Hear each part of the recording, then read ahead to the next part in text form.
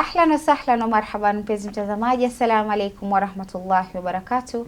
Natumai mzima buheri wa afya. Jina langu ni Haifa Muhammad na karibu katika kipindi kipendacho Upeo wa Asubuhi ndani ya kitengo Bustani La Ndoa.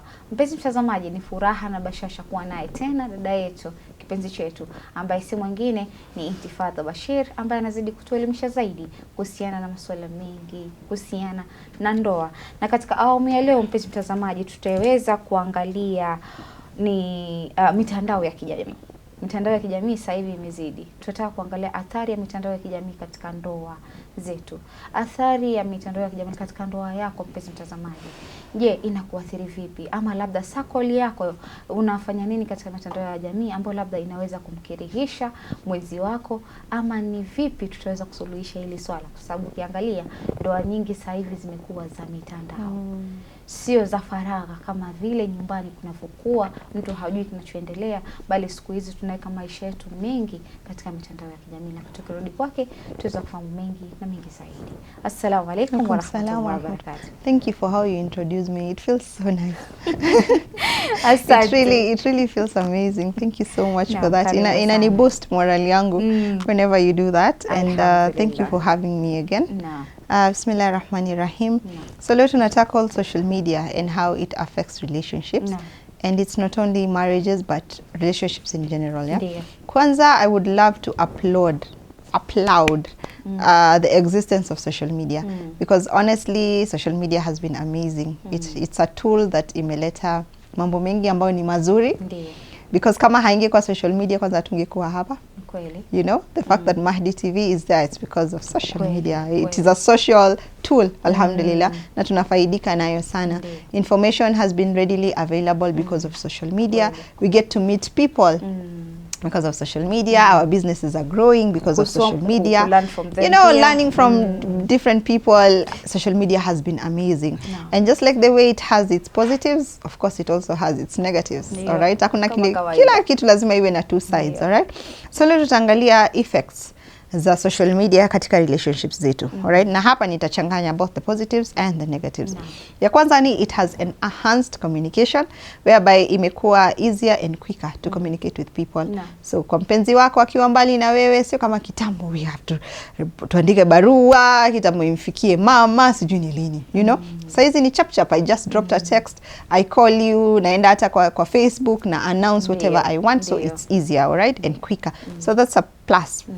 Ingine ni people meet in social media. Utakuta watu wamepatana na mpenzi wake, mume wake. Where did you meet? Oh, Facebook. Oh, tulikuwa kwa WhatsApp group pamoja. You know, it brings people together. And also the downfall of it is it also ends relationships. Unakuta mtu anakuambia nitumie talaka yangu kwenye message. Wallahi. You know, sikujua mume wangu is cheating mpaka nilivyoingia social media. Mwingine anasema niliamka asubuhi and a woman sent me pictures of her and my husband. Subhanallah. Text messages, WhatsApp, you know. Unaingia Facebook unajikuta you're not alone. Kwa yule mtu alipost mume wake kwenye nini, watu wakaanza kusema, that is also my husband. Oh, that is my boyfriend. Oh. There was a guy who was called a Kenyan swindler. He was swindling. Ili blow up some months ago. Huyu mwanaume alikuwa anawatumia wanawake kupata pesa. So this lady had posted her man. Mtu akamuinbox, that is also my man. What do you mean? Mwingine naye also my man. Huyo aliniibia, huyo alinifanyia hivi. Social media. So with this social media watu wame come together, and also relationships may break because of social media. Imenikumbusha pia nini, sijui ilikuwa katika mitandao ya kijamii. Mke alipost picha ya mume wake. Mume alikasirika sana mke alipopost picha ya mume. Akamwambia, mbona umepost picha yangu? Mimi sijakwambia upost picha yangu. So unajua mimi ni mume wako. Basi inatosha tukijuana huko, na kwa nini umepost? Maana unajua saa nyingine nakupa ile sensitive tujue huyu uko sure hii picha nikipost hakuna mwenzangu kule nje, ama hakuna wengine kule nje. But pia Haifa, tukumbuke that just because we are on social media it doesn't mean that we need to post everything. Kuna spouses wetu ambao they don't want their things outside there. Like me, my husband has never posted me on social media ever. Sasa hii huyu ilikuwa the other case. Yani ilikuwa yani ni kama akona mtu mwingine. Unajua kuna ule atakuwa na mtu kutaka mtu mwingine ajue kwamba ni a hidden agenda. Exactly. Sasa kuna ile yenye inaeleweka kwamba kuna mtu hapendi kupostiwa, ama kuna mume kabisa hizi post mke wake. Rather like ukiangalia majority ya watu ambao katika society wanapost watu wao ni wanawake wanapost waume zao. Not the other way around. Not the other way around. Tunafaa tuwaulize ni kwa nini. Wanataka kujulikana they're taken. No. Anyway, there's that.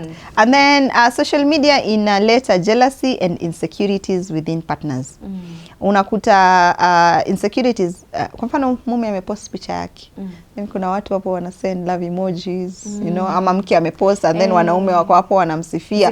The partner will be like, hapana, you know. Anaanza kufeel insecure, anaanza kufeel hey labda na alafu kuna watu haifas kudanganyi kwenye mtandao. Utapost picha yako kiheshima, la kuna kamtu tu katatokea ataka kuharibu. You know, either aseme huyu ni mtu wangu, yani put a message pale ambayo itaweka kila mtu question marks. You know, so pia wale partners ambao they are feeling very insecure when somebody is liking your husband's pictures. Sometimes it's your husband has nothing to do with it. Unakuta huyu mwanamke katika kila post ya mume wako yumo. Paka unajiuliza maswali. But sasa unajua pale inakuja tatizo nini? Unakuja you're starting to attack your husband. Na kumbe ni kimtu tu hapa anataka kukuharibia. You know, sometimes it has absolutely nothing to do with your spouse. Yes. Absolutely nothing to do with your spouse. Mi wanasema we are living in a world whereby we cannot avoid social media. That's a fact. Kweli. We just can't. But we can control what we post and how we react to things. Kama mimi, I'm very quick in blocking and deleting comments. If I post something, kwa mfano, and then you put a very awkward, weird comment, nitai-delete because this is not the space. You know? This is not the space. And Pia, have this conversation prior with your husband. Muulize, are you comfortable with me posting? Hata mimi sina shida. As long as what you post, haitatuweka in a very controversial. You know, kuna waume kabisa mtu does not, like me, my husband, alhamdulillah, yeye hana tatizo. But of course, ananiambia wewe ni mtu mzima. You know what you're supposed to post and what you're not supposed to post. Usije ukapost kitu pale kitatuingiza kwenye matatizo. Sababu wewe ukiingia katika tatizo, I am your husband, so I'm also in it. But unakuta watu they do not know their limits. Haifa. Mtu anapost kitu, anampost mume wake, anavuka mipaka. Kwanza sasa hivi kuna tabia haswa zinatokea kuhusiana na maharusi. Haswa mtu utakuta mshamaliza nini? Wewe unaenda chumbani na mume wako, unaanza kupost sijui mume wako anakutoa lile shungi la juu, ama mume wako anakutoa sijui ndo viatu. Leave alone that pia, wacha tuseme hiyo ni ya couples. I also niko na beef na wale watu ambao wanaenda katika harusi za watu. Mnachukua picha za watu na mnapost picha za watu. Why do you do that? Na labda umeingia ukampoa jamani. You know, msiposti kabisa, mtu anasema kabisa, ama hata tuangalie, sisi tunajua tunafaa tu tumevaa mishungi yetu, you know, upo katika harusi yangu ama ni wanawake peke yao. Unachukua picha ya msichana wa watu hajavaa ushungi. Why are you displaying this person on social media? Wallahi tunapata dhambi sana. Unaona? Au wewe unakuwa na picha zangu mie, labda tumeenda kwenye party, you have my photos. You go home, your husband is all over your phone. Exactly. Me, I stopped taking photos during weddings. Either kama nimeenda ni ya mtu wa nyumbani, mama niambie nipigie, nampigia mama, and that's it. But you will never find me post. Nitajipost mimi. Nimekuja harusi yako Haifa, nitajipost. Ama kama umekubali tuchukue picha tu nini hivyo. But posting tutapata dhambi jamani. Na ndio alafu sasa mtu uangalie pia unavoweka picha ya yule mtu vipi unaiweka. That's why mimi hata nikisema naamua kupost picha ya mtu, I rather nimfiche sura. Yes, exactly. Kama mikono angalau anajua huko mtastara. But kuna watu kabisa mtu anamweka bea anakuambia. Mtu hana haya. Wewe tumezoea kukuonea Haifa na ushungi wako. Kesho unakuta intifadha amekuja harusini, unakulikuwa na wake peke yake, nimekupost. Everybody knows you out here. Hawajawahi kukuona bila hijab. Why are you doing this to people? I am men who do this to their wives. Mnachukua intimate photos zenu mnapost on social media. Vibaya sana. What is this? Mke wewe unamhifadhi mke wako, unamhifadhi. Hata ile jealousy. You know, huwa anakaa anajiuliza, you're not jealous of your wife that anaonekana na kila mtu. Maana mke wako ni mke wako. Si mke wa hadhara. that. Another thing ni shared experiences. This is a good one. Where we are all on social media, you tag your husband, you send him memes. You know, it keeps that vibe. You know, that vibe going. Although I would say this, for me and my husband are not friends on any platform on social media. Yeah, you go Facebook, we go Facebook, but we are not friends. You know why? Hii inaondoa ile insecurity and you're following up on someone. You know, kama utakuwa amepost picture acha niangalie labda ex wake iko hapa, labda sijui nani. We chose kila mtu. So you're keeping up to date with that's a positive thing, but it can also be a negative thing because sasa mtu ataanza kukufuatilia umepost nini, inaweza kaleta shida ndani ya nyumba. But nile tunarudi tujiulize, what kind of a person did you marry? Kweli. How much trust do you have on your spouse? Huyu spouse wako, do you uko na ile imani kwa, you know what, my spouse ni mtu mzima. They can take care of themselves, they know their boundaries, na najua hata vunja boundary. Na wewe pia ukiwa social media jamani, kumbuka wewe ni mtoto wa mtu. Kwa hiyo vitu vile ambazo unaziongea pale, kuna watu wanajua wazazi wako, wanajua ndugu zako, sio ujaibishi peke yako. Kuna sifa ambazo pia unafaa kujiwekea. Sana inazimasha ningependa kuongea kuhusiana na watoto wa kiume, lakini naona watoto wa kike ndio sana tumeindali sana kwa social media. Mpaka tunajisahau sisi wenyewe. Utakuta mtoto wa kike anaanza vizuri na hijab tu vizuri katika social media. Vizuri sana. Inafika mahali mpaka anasahau hifadhi yake kama mwanamke ni gani. Alafu ni kama pia hukumbuki, mimi niko na familia nyumbani. Wale familia wakiniona katika hali fulani itakuwaje? Nina mume. Huyu mume ataniwazia vipi? In as much as kuna wanaume wao sio kuongea, hata kuambia kwamba mke wangu ili kosa umelifanya. Na hivi sio stara ya mwanamke. Imekuwa ndo maana utakuta wengine sijui ukiangalia wanawaambia sijui utakuta huyu ni the youth, sijui ni nani huyu anampost mke wake hapa na pale, tena hana stara na hamuhimizi mke wako kwamba stara ni kitu muhimu. Maana mwisho wa siku in as much as wewe uko katika social media unafaa kujua mipaka yako ni gani. Exactly. And then people, kuna watu wanasema mume wangu hajui kama niko TikTok, mke wangu hajui kama niko wapi, niko wapi. Jamani, social media will embarrass you. Wanakuambia inekaga Haifa, trust me, not even that. Ndio. How many people are you going to block on social media? Wangapi? Tuseme basi utasema I'm going to block my whole family. Somebody is going to bump into that video. Acha hata hivyo. Accounts wanafungua accounts ngapi? Umemblock na hii kesho muona ako kwa hii. Anyway, there's that. Another thing ni miscommunication, okay? Tone and intent, especially when people are arguing through text messages. My mom always tells me, if you're having an issue with your husband, intifadha, don't text. Talk because haujui ile message itamkuta katika hali gani. And maybe ataichukulia kwa hasira because imempata time mbaya. You know, ama umemtext mtu aujui, maybe anaweza pata accident, ako in the middle of something. Although I won't lie, for me what works best, I would rather text you what I am feeling rather than having a one-on-one. Sijui kuna to some extent huwa ina. I believe kila mtu akona njia yake hapo. Lakini hii ndio nasema disadvantage moja ni ile mtu anaweza akaichukulia message yako tofauti na wewe vile umefikiria. You know, hiyo ndio ubaya ya hiyo. Ama intention pia. Naambia no, I did not mean it that way. Ama pia typo. Unaweza kuwa unaandika mtu kitu ikakupatia kitu kingine. Another thing ni support groups. Uzuri ya social media imetupatia opportunity ya kuvent anonymously. Unaweza enda Facebook, kitu kinakukwaza ujue uzungumze na nani, you go into a group anonymously, unapost shida yako na unapata mawazo. So it's a good thing as well.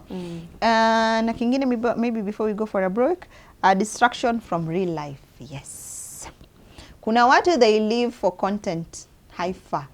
Anakuja hapo anaona Haifa leo ameng'ara, amenini, roho inamuuma. So inakuwa ni kama competition. And naye anataka awe na kitu fulani. They forget with content people do stuff.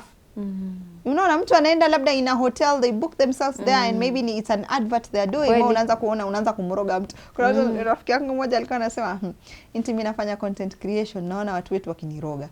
Maana mtu anaona squeezy umeomoka, kumbe I'm just advertise a product, you know, and maybe that product they want it advertised maybe in a certain hotel. So of course I have to capture all that. Wanaenda wanakurogelea mbali. Alafu kuna mtu labda hapa hali moyo unamuuma, you know, anamletea mume wake pressure. Mbona mume wa Haifa kamnunulia hiki, kamnunulia kile, We only post the good stuff. Hatupost the We bad stuff. don't show the BTS director behind the scenes. Akai chini akajiuliza, sasa kama huyu amepost hizi, siku zote tunaona mazuri. Hawa watu hawana mabaya. Exactly. Wanayo mabaya yao, lakini wameamua tusiweke hadharani. No. You know, and pia maybe to add on that is maisha hayafanani. Kweli. Tupo tofauti. Tupo tofauti. It's okay for me to have a very good life. Am I supposed to sink myself because you're going to feel bad? Jamani. Shukran sana Intifadha. Hakika mawaidha yako ni mazuri na kuweza kufahamu kuhusiana na mitandao ya kijamii ni muhimu sana hasa katika generation yetu sasa hivi. Sote tuko katika mitandao. Na kila anayeinukia ima ni watoto ni kina nani wote tunakuta katika mitandao. Shukran sana. Kurudi kwako mpenzi mtazamaji, natumai katika awamu ya kwanza tukiwa na dada yetu Intifadha Bashir umeweza kufahamu mawili matatu kuhusiana na mitandao ya kijamii. Amesema mazuri yake. Umesikia mazuri yake vile alivyo. Na natumai wewe kama mpenzi mtazamaji utakapoangalia pia kipindi hiki utaweza kufahamu mengi na mengi zaidi kupitia dada yetu huyu tulionaye katika studio zetu za Mahditv. Kufikia hapo mpenzi mtazamaji, acha tuchukue mapumziko, tutakaporudi tutaendelea zaidi.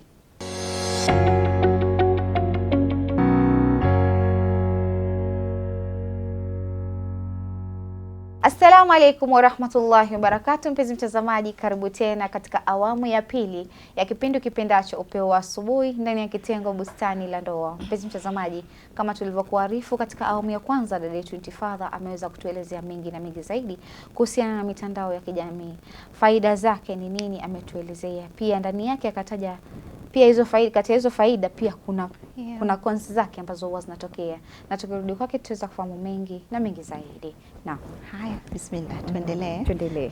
Another positive thing about social media is it rekindles old connection. In that unakuta through social media labda mlikuwa mmepezana na rafiki yako, maybe a family member, you know, that connection which is very good. Na pia unakuta watu labda walikuwa mabeste kitambo and because of social media wamekutana na watu wakaoana, you know, that thing. And the con about it is social media also connects people. Watu wa kitambo unakuta people connect with their exes and they are already in marriages. They end up going back to their exes, having marital affairs with their exes. Which is social media bad. Which is very bad. Another thing ni comparison. I think kitu umeigusia. When somebody posts something, you're comparing their lives with yours. Unaona inaweza kupatia self-esteem issues. And what people don't know is it takes a lot when it comes to creating content. I have seen people in real life who do not use makeup, but they put on makeup because they're creating content. I have seen people who mtu kabisa hana kazi, but they show themselves out there like they are making it in life. Na wewe kwa hapo unakufa kwa sababu ya zile vitu mimi na post. Ujui kama ni za kweli au si za kweli. You know, unaanza kuona wewe maisha yameku nini, ama you reconnect with your classmates. Whatever they post magari, manini. Where maybe you didn't make it in life, inakuuma roho yako. Kweli. You know?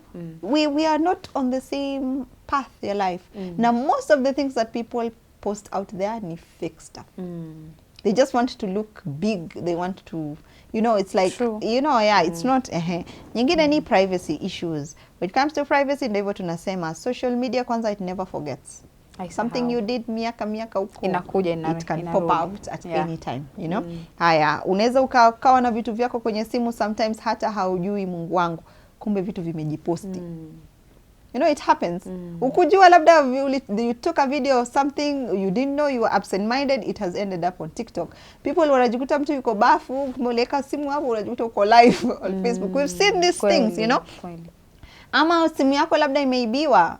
You know, people wana post vitu zenu, ama they can even blackmail you, you know, on issues kama hizo. So social media comes with positives and negatives. Maybe tukiangalia solutions to make sure that how can we curb issues ambazo zinatokana na social media. Before tuingie katika solutions, kuna hili swala la wanawake tuko majumba yetu, hasa wanawake ambao wako katika ndoa. Kuna mtu amekesha kwa social media. Kuna wanawake yani wao wako addicted na social media. Mpaka anasahau kwamba kuna kazi nyumbani na ako na mume. Hao wanafaa kudeal vipi? Kwa sababu ukiangalia ni kitu ambacho mwisho wa siku ule mume anakerwa, inakuwa kama kero kwake, anaona what is the use, what is the use kwamba mimi nimeoa mke, lakini most of the time ako katika mitandao na labda tu ana browse. Yani there's nothing kama biashara. Unajua ule mwenye biashara utasema it's another case. Lakini kuna mtu hana biashara, ni mwanamke nyumbani, unafaa kujua mimi jukumu langu niko na mume pia, anafaa kumwangalia, anafaa kuutilize vipi time yake. Mimi naweza sema it's an addiction kama tulivyo na most of us are addicted to the screens, kudanganya. And inakuja pale katika self awareness. Because nasema if you do not treat a problem, that problem is not going to go away. Kama mume wako ameshinda akikwambia haifa, I do not, labda nikija unakuta vitu havijafanyika, you're always on your phone. Always on your phone. Hiyo ni step 1. Sikiza, your husband is complaining about something. Ndio. So it's up to you to change it. Ama inafika pahali you don't listen, mume anaamua sasa maybe atakushtaki kwa place nyingine. That's step 2. Step 3 mtu anaamua kuache. So now it's up to you. It's free will. Maana saa zingine wao zinafanya mpaka inabidi kunaitwa kikao nyumbani. Kikao, exactly. Kwa sababu huyu mke wangu amezidi kuingia katika social media na hafanyi kazi zake nyumbani. Walau afadhali umalize kazi zako nyumbani. Yes, and then you sit down. Nakumbuka wakati nilikuwa bado niko katika college, mama yangu sasa. Mama yangu alikuwa akisema haifa na hizi simu. Haifa hivi simu. Yani dakika, maana nilikuwa mtu ambaye tuseme social media niko very addicted to hiyo. Ambaye yani wewe kazi umalizi ni simu. But saa nyingine wanasema kama sisi wanawake saa nyingine inakuwa ni face ambayo inapita. Not like kama saa hii naweza ndio nikawa kwa social media, lakini pia si ile muda mrefu kama vile ilivyokuwa kitambo. Ndio alikuwa anasema utakuja uingie katika ndoa mwanangu, mwisho wa siku unaweza kuja ukaribu ndoa kwa sababu ya simu. It's very true, and also the other way around pia. Waume zetu pia unakuta mtu anatoka kazini atashinda kwenye simu the whole time. Haeki simu chini azungumze na mke wake, azungumze na watoto wake. You know, we are so addicted to our phones. Mpaka mtu akaenda kulala kitu cha mwisho anaangalia simu, ndio aweke simu chini alale. So it's ni mambo tu ya self awareness na kujidiscipline. Honestly, because it's not worth it to lose your relationship because of your phone. Kweli. True. You know? Okay. Maybe tukija katika solutions ni naweza sema leave your phone in another room while sleeping. I know this is quite hard. I've tried it. It's not easy, my friend. No. It's not easy. Lakini kidogo kama mimi wana make sure maybe simu yangu when I'm charging, I usually charge it at night. Na iacha sitting room kule. Ama nikienda kulala I put it on silent. Ama nita silence notifications zote other than call. Because nasema mpaka mtu akupigie, then that's an emergency. Lakini text messages they are on silent, WhatsApp it's on silent, hivyo. You see? Ama another thing ni kuwa na time limit. Let's say mimi ukinipigia past 8. Yani ikifika 8 PM ding, don't call me because I won't pick your call. Unless if it's my mother or somebody who I'm very close to. Lakini naweza kuwa niko on social media but I'm not chatting with anyone past 8. True. Maana kuna watu washa pia zile data zao on wifi yao. Utadhani mtu ako online lakini labda maybe my husband is not there or sina kazi or we are both browsing and I am just not communicating with anyone because me wanajiuliza no, sometimes it's not even your girlfriend, it's the opposite sex. Why are you texting me at 8? Why are you calling me at 8? Kuna mtu kabisa anataka kukuharibia haifa. Ndio mimi wanasema you think that wale watu you're meeting out there they're very happy for you. Kuna mtu kabisa atakukall haifa saa 4 usiku. Hajui kama wewe saa 4 ndio uko kwako, hajui kama una mume wako. I remember I had an experience whereby somebody texted me and this person who texted me alini text ni kama anajijibu. Like wa alaikum salam, niko poa, sijui nini. Na ilikuwa in the middle of the night. Like alikuwa ni kama ana respond to a text. You know, to show that nilikuwa nimemtafuta earlier. But that was not the case. These are the kind of people we are dealing with out here. Mtu anakuambia, oh sorry, nimepata miss call yako niambie. Mtu anakutext anakuambia, oh leo yuko. Basi takupigia leo na kupigia kesho. Now it all comes down to who you are. Me messages kama hizo I will never delete them, haifa. Ati because I'm hiding them from my husband. Nope. You will find them there. Because I have nothing to hide. And also you should create a scenario whereby if maybe your husband asks you kunaendaje, be truthful. Mwambie mimi kuna mtu anani text, I don't know why this person is texting me, you know, be open. Lakini what do? We hide. Tunaogopa, so unasema ujue yatazuka wapi? Or why are you entertaining these people? Me always ask myself, how is it so hard for you to block someone? Piga block. Ati mimi huyu anashindaga kijiongelesha. Block that person. Kwanza hakuna kitu ambacho kinakirihisha kama mtu akusumbue akili na unajua mwenyewe umechoka akili, hutaki kusumbuliwa. Exactly. Na pia it comes down to this. Hatukatai, me I always tell my brothers hivi that know that pia nyinyi wake zenu wanapata temptations huko nje. Tunakatiwa hata sisi haifa sikudanganyi. Unakuta mtu ameingia ameslide kwa DM yangu. And they know I have a husband. And they know my husband. Not that they don't know him. That's even worse. Makusudi. Wanamjua kabisa, najua Intifadha kaolewa, wanamjua mume wa Intifadha. But somebody still slides into your DM. Mimi I will never delete that message. Wacha niwaambie ukweli. Si delete, itakaa hapo. But I'm going to block you. Nitakujibu na nikublock. So that hata siku ya siku mume wangu akija kuona anambia, si unaona hii message hakuna pale ilienda. I did not entertain this thing. Na wacha nikwambie siku zote haifa. When somebody wants something from you, utajua from day one. Me I don't expect that tumekuwa tunachat a whole week, nimekuwa na kuentertain na sijui nini ulikuwa unataka. Ndiyo. Okay? So mimi nasema we always choose how we are going to react to something. Kweli. Ukiona kwanza why are you entertaining somebody of the opposite sex and you're married or you're in a relationship to begin with? But you always kujua intentions. You can tell. Haifa, you can tell. No. You can tell. Block that person. You know? Another thing ni put your phone away while you're speaking to your spouse. Come on. Umefika nyumbani, your spouse wants amekumiss jamani. Anataka kuongea una chat. Wewe uko busy. Au hata niambie, okay, maybe if you need to pick your call ama you need to do something, niambie tu akimke wangu, kuna kazi namalizia hapa, ama just give me 5 minutes ni refresh and then we can talk. See, your wife is busy talking to you, you're on your phone. Your husband is busy talking to you, you're on your phone. Inamtoa mpaka ile moral. Mume ameingia, wewe uko kwenye simu. Hata ile put your phone down, mkaribishe basi. Hata kama utainuka, maana watu wengine wanasema why should I stand up and open the door? That's a conversation for another day. But I'm like, no, mume wako kafika, mke wako kafika. You know, muonyeshe that this person is important. Put that phone down. At least ile heshima pia naona mke wangu ananiona. Ama saa nyingine mume wako au mke wako ameingia and you're on the phone. Unaweza kumwambia, "Mom, I'm literally speaking to your mom." Mom, mume wangu ameingia, let me call you back. Ama you tell your husband, "Sorry, mama amepiga, acha nimalizane naye lakini karibu." You know, but kuna watu hawana hizo etiquette. Kweli. Kabisa, they don't have that etiquette. Another thing ni block anyone who threatens your relationship. Block haifa. Block them kabisa. Block your exes when they want to come back, you block them. Kuna mtu atasema, oh, you don't have to be bad to your ex. Okay, ni sawa. Kuna wale ambao genuinely tuliachana and we can still remain friends and the boundaries are there. I'm not telling you to block your ex. Lakini kuna wale exes ambao they are coming kabisa, unaona somebody, kwa mfano, it's okay for your ex to want you back. But I don't see why your ex would want you back and you're married. Exactly. If I was single, sawa. If I was single, sawa, njoo tuzungumze. But you know I'm married, so what is supposed to happen? I leave my husband for you. I think kuna kuga na ile fikra ya kwamba huyu alikuwa ananipenda sana, so anaweza fanya anything because of me. Not knowing kuna muda nafikia you move on. You move on completely. Lakini wangapi haifa? Kuna wale they cannot, that urge is too much, mtu anashindwa. They enter into extramarital affairs because of their exes. Me, I always say this. I'm not even going to only block an ex who is after me. I'm also going to block the whole family. Yake. My ex-brother-in-laws, I don't have, what are we talking about? Siko ubaya. But sometimes you're like, no, if this is going to threaten my relationship with my husband, I'm going to block everybody. Because the current relationship is what is important. Now, sometimes I block you not because I hate you, but I'm like, tuweke ile boundary. Lakini unakuta wenzetu hawawezi. And it only needs a spark. Kuwasha moto, haifa, inaanzaga na spark. Ile hello, ile assalamu alaikum. Zingine zinaanziaga tu hapo. By the time unakuja mambo yameharibika. Hata mtu huwezi hata jitetea. Kweli. Okay?